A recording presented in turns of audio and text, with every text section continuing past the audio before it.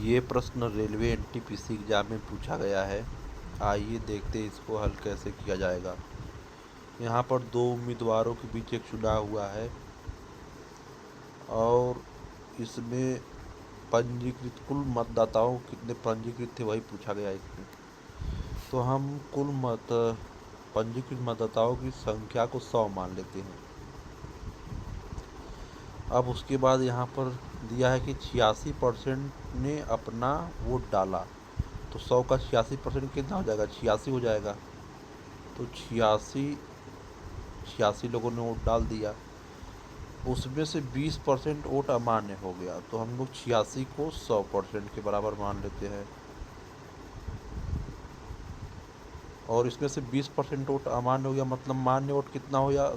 80%। तो 100% का 100, इसको 100% नहीं 100 इकाई मानते हैं। तो 100 का 80% कितना हो जाएगा? 80 हो जाएगा। 80% वोट मान्य हुआ।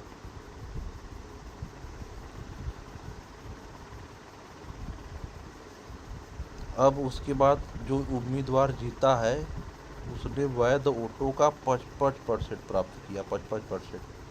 तो अब इस 80 को भी हम लोग 100 के बराबर मान लेते हैं। फिर इसका 55% प्राप्त किया, तो 100 बराबर माने तो 100 का 55% 55 के बराबर होगा।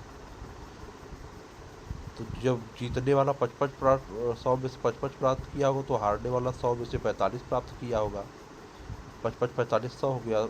55 जीतने वाला, 45 हारने वाला। इन दोनों के बीच का अंतर 3010 है, क्योंकि 3010 वोटों से ही जीत प्राप्त किया है। तो इन दोनों के बीच के वास्तविक अंतर 10 है, तो 10 का वैल्यू हो जाएगा।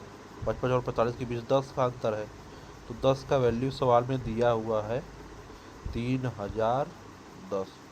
तो यहाँ से हम 100 का वैल्यू यहाँ से निकाल लेंगे। तो 10 का इतना दिया है, तो 100 का हो जाएगा 30,100 हो जाएगा। ये 100 का वैल्यू हो गया। लेकिन 100 को हमने माना कितना था? इस 80 को 100 के बराबर माना था। तो यहाँ से 80 की वैल्यू इतना 30,100 हो गया। अब 80 की वैल्यू 30,100 है, तो यहाँ से फिर 100 का वैल्यू निकाल लेंगे। तो इसमें 80 से भाग दे करके 100 से गुणा कर देंगे। तो 20 चौका 80, 20 पंजे 100।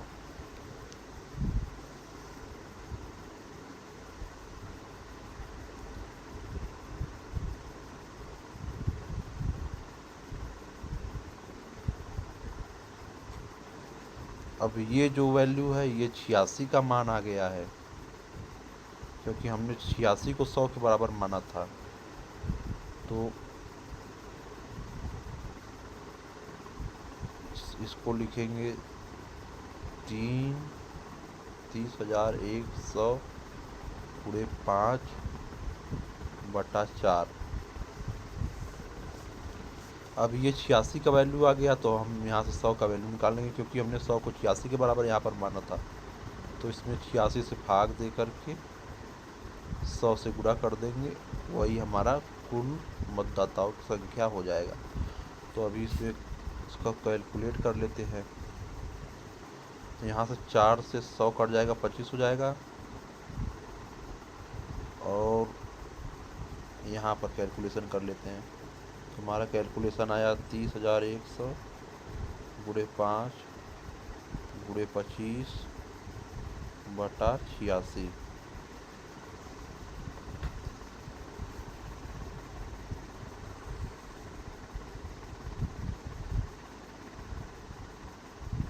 यहाँ पर 2 से कट जाएगा 43, 2 1 2, 2 पंजे 10, 2 0 0, 2 पंजे 10 0।